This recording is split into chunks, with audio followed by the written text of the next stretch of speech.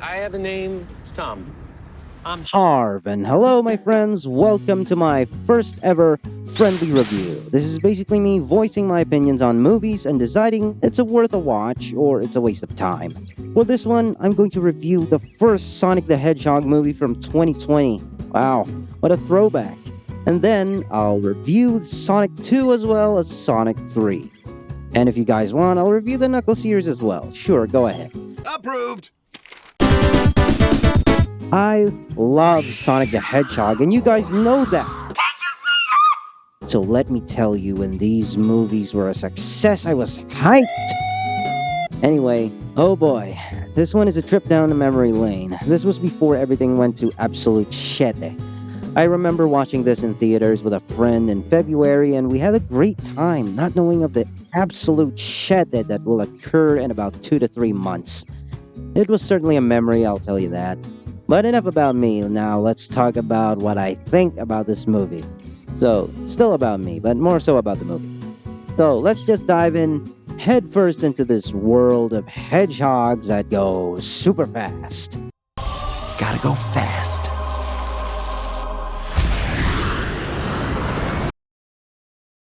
The plot. I will admit, the plot wasn't that groundbreaking or anything. Not saying that it's a bad thing, but they could have at least tried to bring something unique. Sure, fast hedgehogs being chased around by a character who's supposed to be bald, but he isn't, Give me a big fat break! is unique enough, but maybe add something, a twist, a creative take on the buddy road trip trope. Something. All in all, though, it's the first live-action Sonic the Hedgehog movie. I can excuse the plot, at least for now. Imagine how happy everyone was that we're finally getting an official live-action Sonic movie. Well, that was until the first trailer. We're not even going to talk about that too much.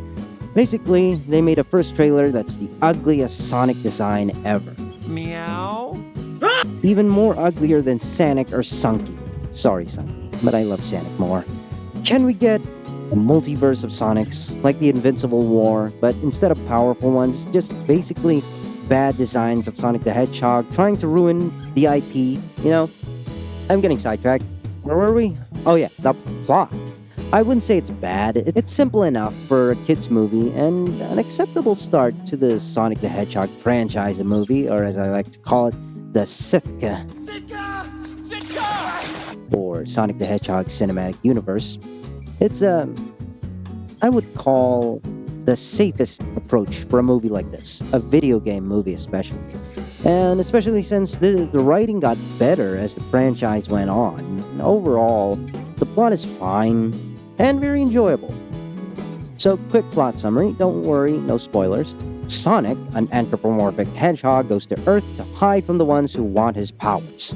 Due to loneliness, Sonic causes a massive power outage, which catches the attention of the government, forcing them, emphasis on forcing, to hire the one and only human skinwalker himself, Jim Carrey, who plays Dr. Ivo Robot. Oh, it's such a bad costume. He looks like a school shooter. Sonic loses his rings, because he always does, and seeks the help of Cyclops to find Professor X and join the X-Men. Sonic seeks the help of local town sheriff Donut Lord, and they go on an adventure to find his lost rings, to finally stop that not bald-headed Dr. Eggman. That's basically the flow of it. Like I said, it's a standard buddy road trip movie, but it's Sonic and Cyclops on their adventure to defeat the Grinch.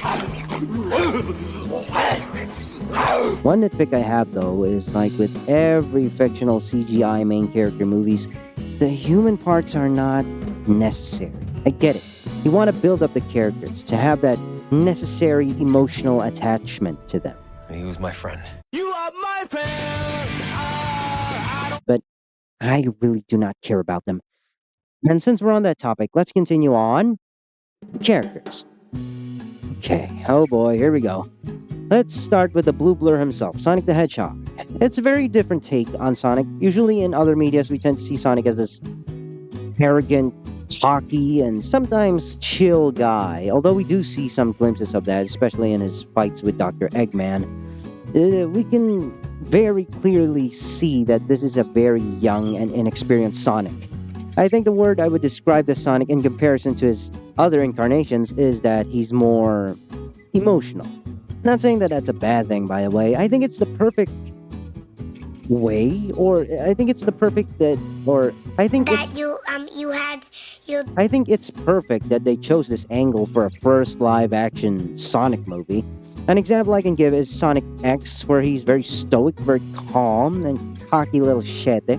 I honestly think this is the perfect personality to introduce him in, where he can have time to develop himself into the Sonic that we know. Or not. That's fine. It's a new continuation. It doesn't have to be the Sonic we know, just the Sonic that we know him as.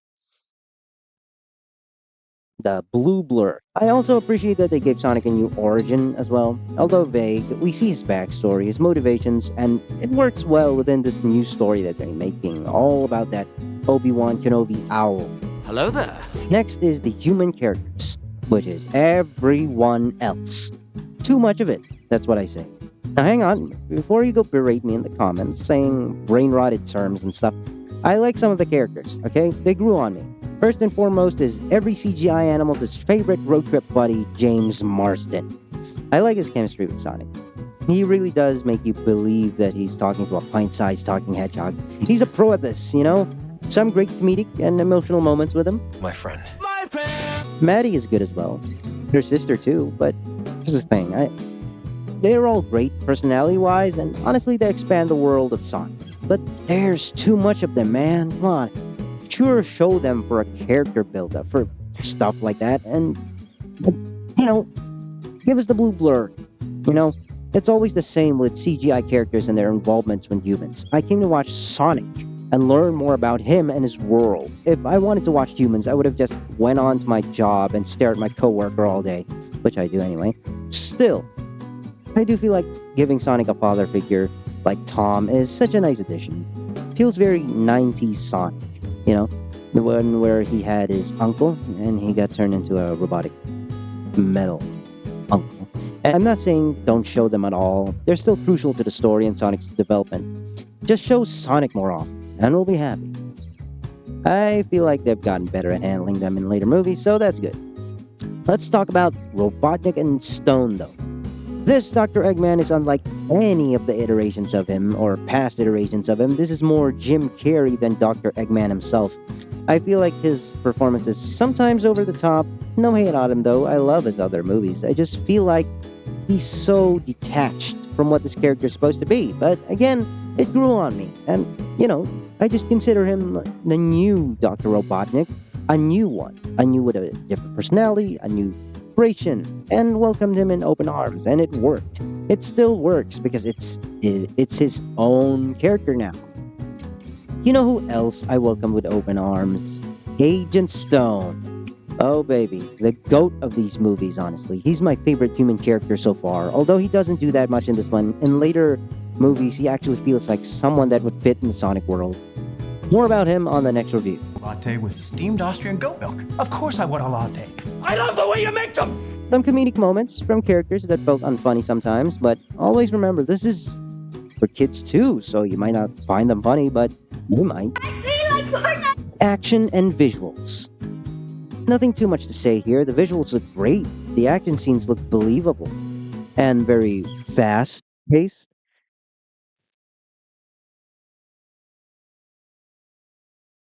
Tom and Sonic's interaction, visual-wise, looks good.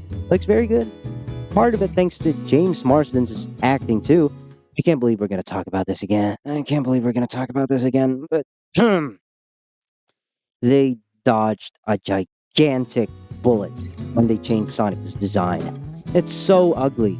I'm very, very glad that we have the Sonic design that we have now. I cannot imagine the interactions on certain scenes if Sonic looked like that humanoid abomination. Sonic here actually looks realistic, but at the same time made with love from the games, you know? The lighting on him, the texture, everything looks perfect. And I didn't notice this at first watch. Compared to the other movies, Sonic in this movie is tiny. It's actually kind of cute. And solidifies the idea that this is pretty much a young and a kid Sonic, you know? Speedsters in movies are, or should, be easy to visualize and put on screen, and I'm glad they did a great job with Sonic Speed here. He even got that Quicksilver moment too, and it looked amazing. Eggman and Sonic's fight scenes are incredibly good, and takes me back to the time where I wasn't even born yet. Especially the final battle. I love it. Sure, it was cheesy to some, but you know what? It's melted cheese, and I love it.